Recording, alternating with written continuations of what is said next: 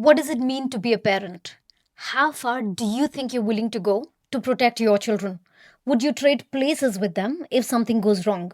I think most parents would say that they would trade places with their children in a heartbeat. If your answer is that you would trade places with your children, let's kick this up a notch. Does being a parent mean that you should go to jail for crimes committed by your children? Hi, welcome to Collectively Vigilant. I'm Dr. D. Welcome if you're absolutely new here. Here at Collectively Vigilant, we learn the law through true crime. And if that sounds good to you, then please consider subscribing to this channel. And who am I? Well, I'm a professor and a lawyer who's really into true crime. The release schedule has shifted a little bit. Now it's no longer on a Monday morning. It's now every other Saturday evening now that the fall semester is in full swing. And we also have a podcast which I host with Sam, who's a psychologist. So I will link that in the description box below. So without further ado, let's get on with it. So, the problem of juvenile delinquents, which can be roughly defined as children behaving in out of control criminal ways, is a universal problem. But should we tackle it by punishing parents? Let's unpack this question today with crime stories from three completely different countries. One story is barely a few weeks old and has not gone to court yet, while the other two stories do have parents who have been adjudicated in the court of law. And some of those perpetrators are right now in jail, spending extended periods of time in jail. Let's start with the case of James and Jennifer Crumbley, who are parents of Ethan Crumbley. 15-year-old Ethan Crumbley was a student at Oxford High School, located just outside of Detroit, Michigan, USA. November 30th of 2021 was an ordinary cold day in Michigan. The ground was frozen, and around noon, students of Oxford High School were walking between classrooms. Ethan, wearing a gray hoodie, jeans, and a backpack, walked out of the toilet with a 9 millimeter caliber ammunition. He raised his arm at a 90-degree angle and shot at the students in a sequence that he had already planned. He had previously written in his diary that he wanted to begin by shooting at a girl. He in fact wrote, quote, has to be a pretty girl with a future so that she can suffer just like me, unquote. In 7 seconds, Ethan shot 7 students, beginning with Hannah St. Juliana, 14 years old, then Madison Baldwin, 17 years old, killing both of these girls instantly. Ethan then moved towards a classroom where students hid behind desks, some recording this attack over their phones. Some students leapt out of the ground floor windows to save themselves from the volley of his bullets. Next, outside of room number 225, Ethan shot at Tate Muir, 16, who died on the spot. A few minutes later, Ethan reached a bathroom where Keegan Gregory, who was 15 years old, was hiding with Justin Schilling, who was 17 years old. Both boys squatted on the toilet seat so that the shooter wouldn't see their feet. While inside the toilet stall, Keegan was texting his family. His texts are like this, quote, help, gunshots, I'm hiding in the bathroom, unquote. Justin Schilling tried to hide behind the cubicle door. Ethan then shouted at both Justin and Keegan to come out of the toilet. He then ordered Keegan to stay put inside the toilet and asked only Justin to walk out. Both the boys complied. As Gregory resumed texting his parents, asking for help, Ethan shot at Justin Schilling, who died the next day in the hospital. Then he walked out and shot at Phoebe Arthur, who somehow survived this attack but will never be able to use her left arm for the rest of her life. He also shot at Kaylee Osage, who was shot at in her chest, all over her shoulders, and with sheer luck, Kaylee managed to cling to life.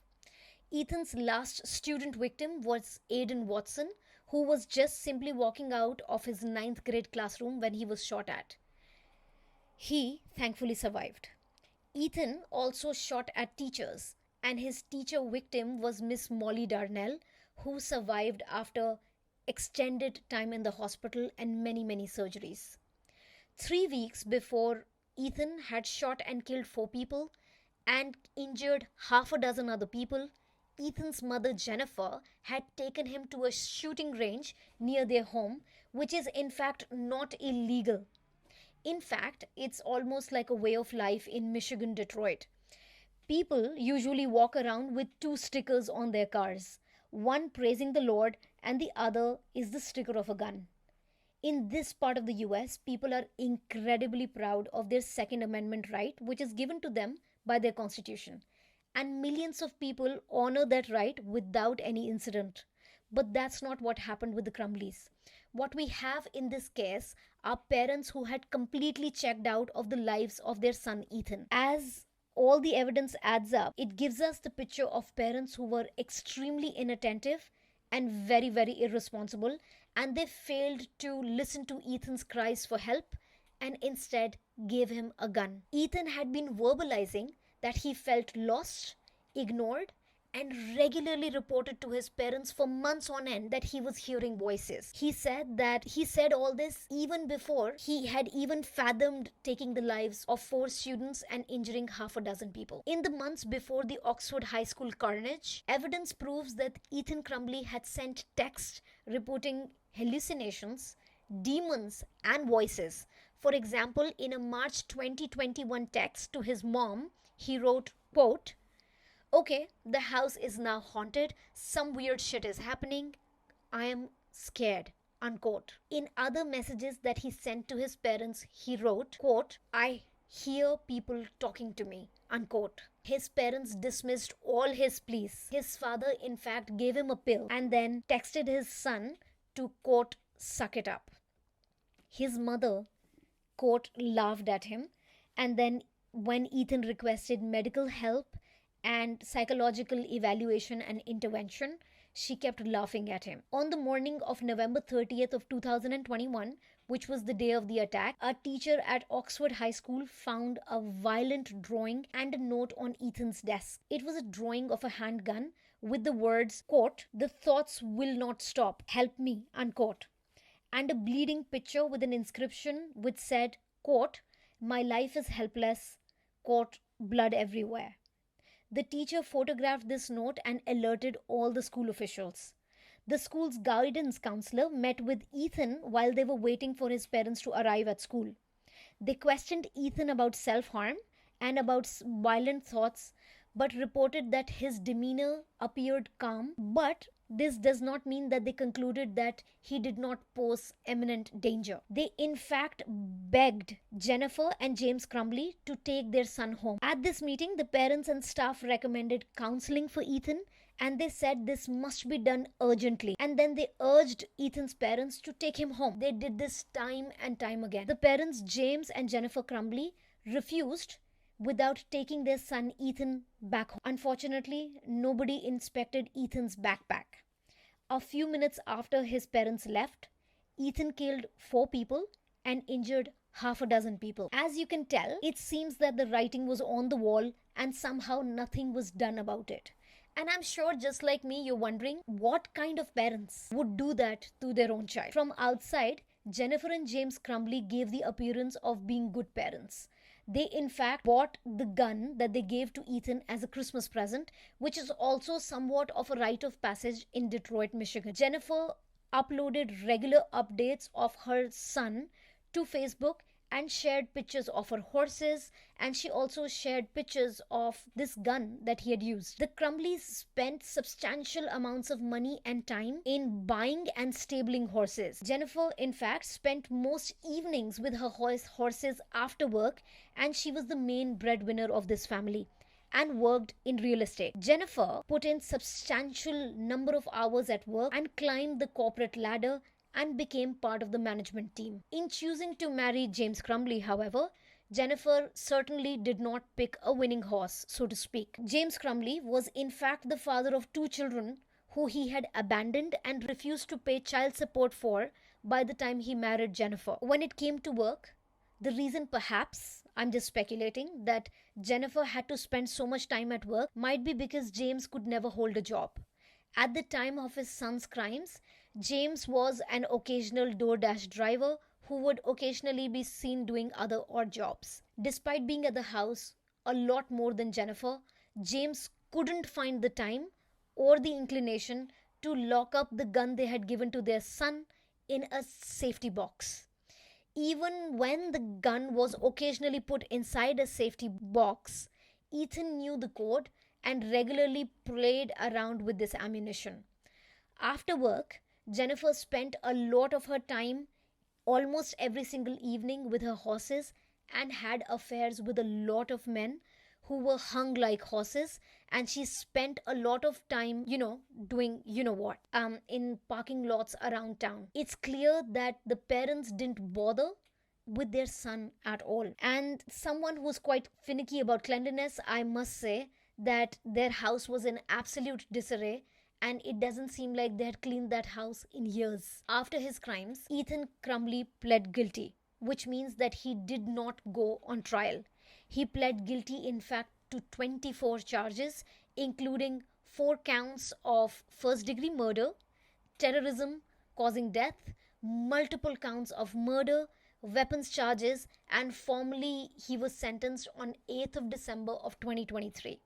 The judge imposed a life in prison without any possibility of parole. That means this boy Ethan is going to die in jail. And you thought this was bad. Well, remember that the actual attack took place on the 30th of November of 2021 at Oxford High School. On December 3rd, which was just 3 days after the attack, prosecutors in this county announced that involuntary manslaughter charges would be brought against the parents, Jennifer and James Crumbley. The police was actually expecting that the Crumbleys will surrender, and that's what their lawyer had apparently relayed to the police, that these people would surrender by themselves.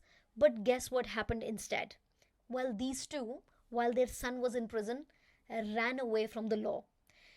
And not only did they run away, they withdrew $4,000 in cash, and they turned off their cell phones, and then they disappeared with a burner phone. On the evening of December 3rd, when the sheriff's office figured out that James and Jennifer had run away, they in fact got the US Marshals involved into this, and they offered a substantial reward to anyone who would tell them where James and Jennifer Crumbley, these two, were. It wouldn't surprise you that within almost 48 hours, because of, the substantial amount of money that the police was offering, these two were in fact snitched out by I don't know who, but these two were in fact caught. They were hiding in an attic at a friend's studio, and that's how these people were caught. So both of these people were then put into jail in early December of 2021, and then Jennifer Crumbley's trial began almost 3 years later in January of 2024, and concluding on February 6th of 2024. James Crumbley was also put on trial 2 months after his wife on 5th of March of 2024, and he ended the trial against him ended on 14th of March of 2024. Both of these people, the prosecutors say, had substantial evidence against their parenting, basically. Prosecutors built their case against Jennifer and James Crumbley on substantial record of evidence showing repeated warnings were missed, opportunities to rein their child in was missed, reckless firearm storage was clearly visible in this case, and parents were completely distracted. That's what the prosecutors put in the trial in front of the jury. Digital records establish that Ethan the son had deep psychological issues, and the parents knew about it. In journal entries, Ethan had written about this time and time again. His messages show that he was clearly hearing voices. He did say, quote, that the house was haunted, unquote. He also did say that he relayed this to his friends over text, that if his parents knew that he had these psychological issues, and if he would speak up more about it, the parents would be pissed off. Ethan in fact had described being ignored not only to his friends, he had described being ignored in all his entries that he was writing every single night. He did say that every time he would speak to his father would, quote, say, suck it up. Another confirmed piece of evidence which was actually presented in Jennifer's trial, and this is going to astound you, This is a text that she wrote to her son when the mother was informed by the school administration that he did seem to have bullets on him or ammunition on him on a particular day. She said, quote, "Lol, I'm not mad at you. You have to learn not to get caught," unquote. This is in fact a text that she did send to her son. Minutes after the attack on this day, which was November 30th of 2021, when the news spread that Eaton was in fact the school shooter, Jennifer was heard talking to her boss and her co-workers, and she was basically more worried about losing her job than all the dead students who had been injured. These people at that point were being rescued by the police and dead bodies were being carried out, and this woman was more concerned about her job. In Jennifer's trial, her extramarital affairs came to light, and in James's trial, the fact that he was a deadbeat dad to 3 children was highlighted. Jennifer and James Crumbley were convicted of course, 4 counts of involuntary manslaughter, one for the killing of each of those children. On April 9th of 2024, both parents were then sentenced. So the trial for Jennifer happens in January, for James it happens in March, and in April both of them are finally given their sentence. So on April 9th of 2024, both parents were sentenced to prison for 10 to 15 years, meaning that at least these guys are going to serve 10 years in jail. And James and Jennifer's inaction and disregard for their son's escalating mental problems and their failure as parents was highlighted by the judge when he was speaking about it. And one of the judges, I remember, did say that this was a foreseeable and completely preventable tragedy. And I think as you heard this case, you and I have come to the same conclusion. This outcome marked the first time in the United States when parents were sentenced to lengthy prison sentences for a school shooting, for a child who had committed a heinous school shooting. Another new case that I should tell you about, which is also from the US, involves an 11-year-old from upstate New York who has been terrorizing a town.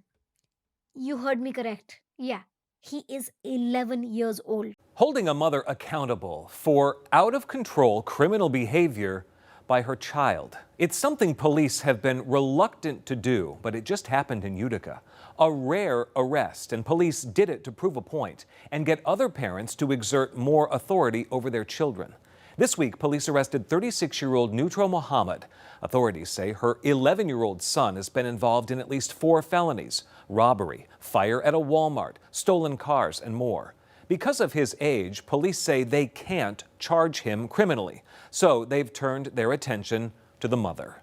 Late today, Utica Police Lieutenant Michael Curley and I talked about some of the specifics of this case, why police and prosecutors took this very rare step, and what they're hoping comes of it. What message do you hope that this sends to folks in Utica and beyond?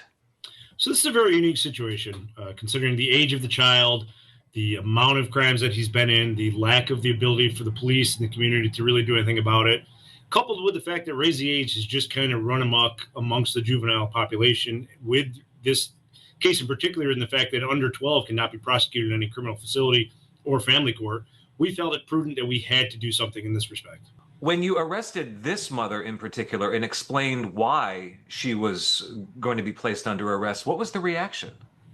I mean, certainly she was unhappy, as dictated by our press release, and certainly I think everyone can understand that by the charge in of itself, this is not the first contact we've had with this mother. It wasn't that a simple juvenile stole a pack of gum from a local convenience store and we're charging a mother for uncare of a juvenile. This child has been in a multitude of felonies, to include robberies, burglaries, stolen vehicles, and a fire at Walmart. So it's not as if these aren't just true public nuisance crimes as well. So this kid isn't just out stealing things, as we said. He's not throwing rocks through windows. This is a case where a juvenile has created a multitude of major safety issues, and the mom has just been unwilling to try to stem those behaviors. And you're sure it's unwilling, not unable? Well, I think there is a very fine line between unwilling and unable. Once you've been notified, informed, and offered services on a multitude of occasions, and you're just not taking advantage of those things, nor attempting in any facility to try to rein in your child's behavior, What are we as the public and we as the police to assist the public supposed to do? Just allow the kid to continue wantonly committing crimes, committing violent crimes, and out there at all hours of the night without supervision? I think it was incumbent upon us just to prove a point that these kind of behaviors will not be allowed, obviously in very certain circumstances. Each and every time we've talked to mom, she either states she doesn't know where he is, or he snuck out, or he's out doing things. And these crimes aren't just occurring at 6 p.m., they're occurring at 1 a.m., at midnight, and later in the morning hours, in which it is their due diligence and their care to make sure their child has proper supervision.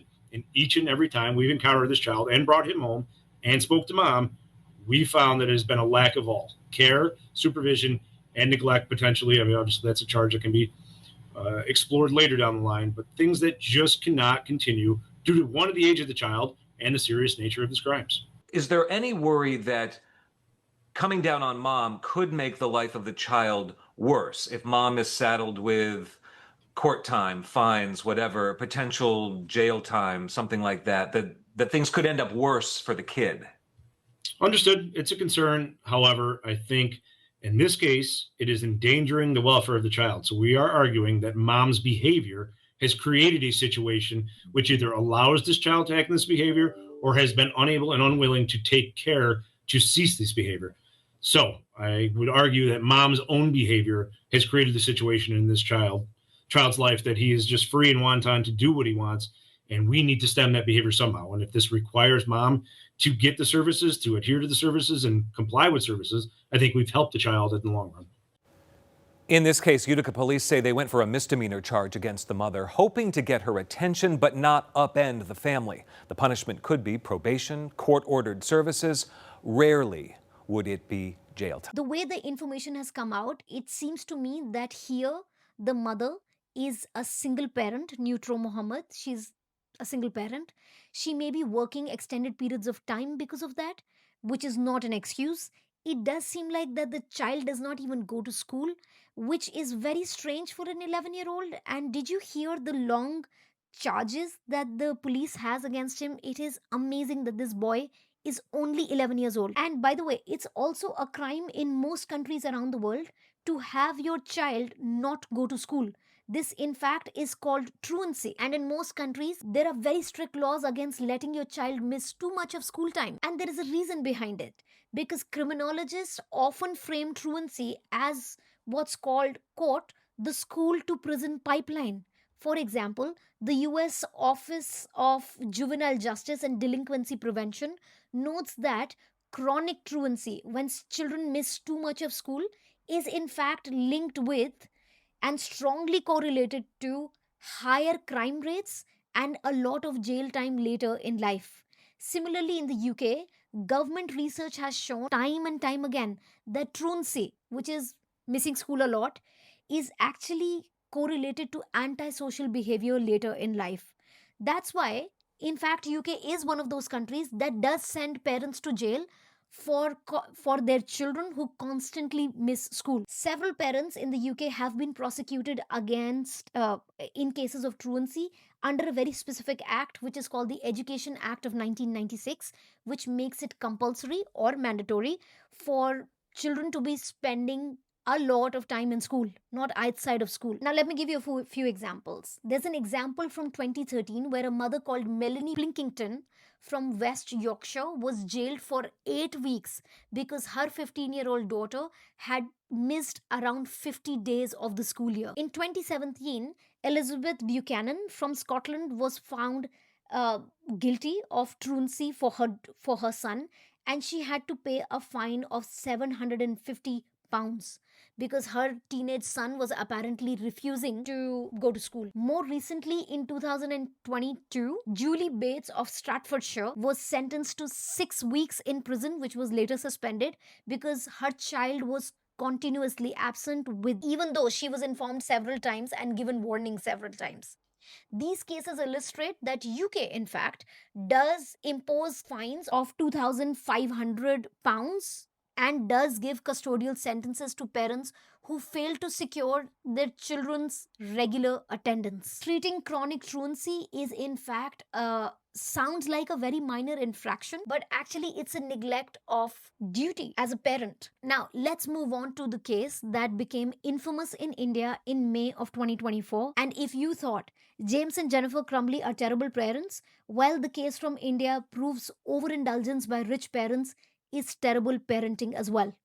On May 19th of 2024, a 17-year-old drunk boy by the name of Vedant Agarwal, he is the son of the real estate tycoon Vishal Agarwal and his wife Shivani Agarwal, crashed his father's Porsche at a high speed in Pune's Kalyani Nagar area. His car collided with a motorcycle, and there were two people on top of that motorcycle. One was Anish Avadhya and the other one was Ashwini Koshta. Both were 24 years old and both were IT professionals. The crash killed Ashwini on the spot, and Anish later died in hospital. After the crime, after this crash, a mob dragged Vedant and all his drunk friends and the chauffeur, who was also in the same car, out of this car, and they allegedly assaulted and beat these people up even before the police arrived.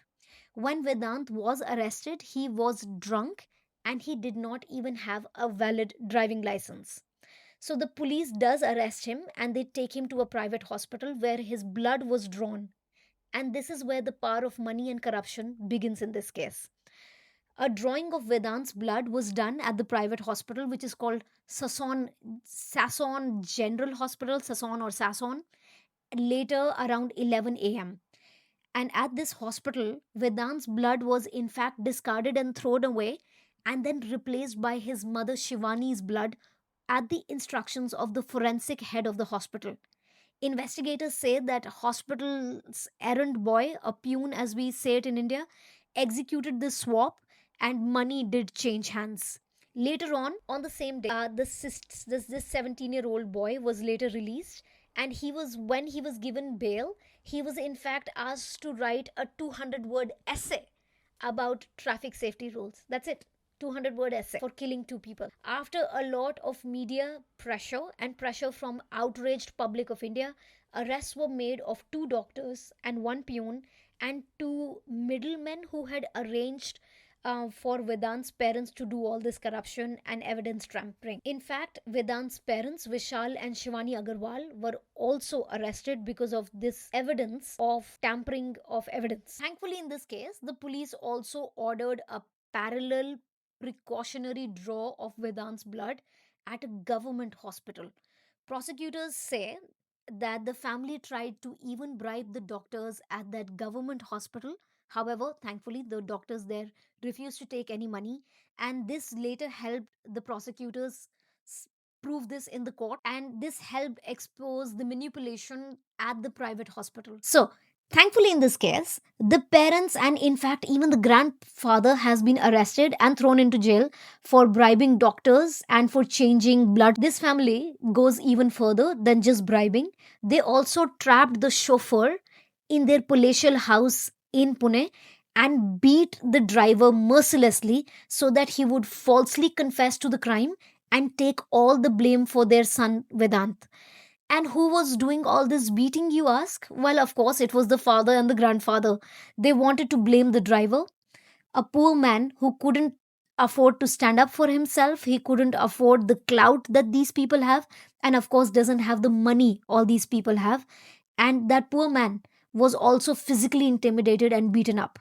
The police has in fact filed a 900-page charge sheet against the 10 accused in this case, including the parents Vishal and Shivani Agarwal. The Juvenile Justice Board refused the police's request to try Vedant Agarwal as an adult. You do remember that he was 17. And in their ruling, the Juvenile Justice Board says that the offense court does not qualify as a heinous crime. The police have since challenged this decision in the court, and the parents in the Pune Porsche case have been in judicial custody for some time. The parents in the Pune Porsche case were in jail and were in judicial custody for at least some months. Shivani Agarwal, the mother, was in fact jailed for 10 months before she was granted interim bail by the Supreme Court.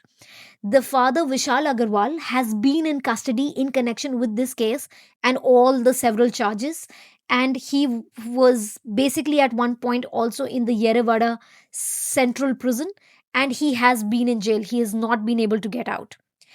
When we talk about juvenile crime, it's easy to focus on the child holding the weapon. It's also very easy to focus on the child who put his key in the ignition. But behind every act like this, there is a web of choices, silences, indulgences, which are made by the adults. Being a parent isn't about shielding your children from the law, it's about shaping them so that the law never has to step in. Whether it's neglect that breeds despair or privilege that feeds arrogance, both destroy lives in exactly the same manner. The Crumbleys in Michigan and the Agarwals in Pune remind us that parental love without accountability isn't love at all. It's abandonment disguised as care. Maybe the real question isn't how far you would go to protect your child. Maybe the real question is how far would you go to raise your children right, even when it's uncomfortable? Because parental responsibility does not end at birth, it in fact starts at birth. Right. So you heard these cases from the UK, you heard these cases from India, and you also heard the case from the US, two of them, in fact. Let me know your thoughts about all these cases. What did you think about them? You, as parents, how would you react? How do you discipline your children? What is the right way forward? I look forward to your comments. And until I see you again, stay collectively vigilant.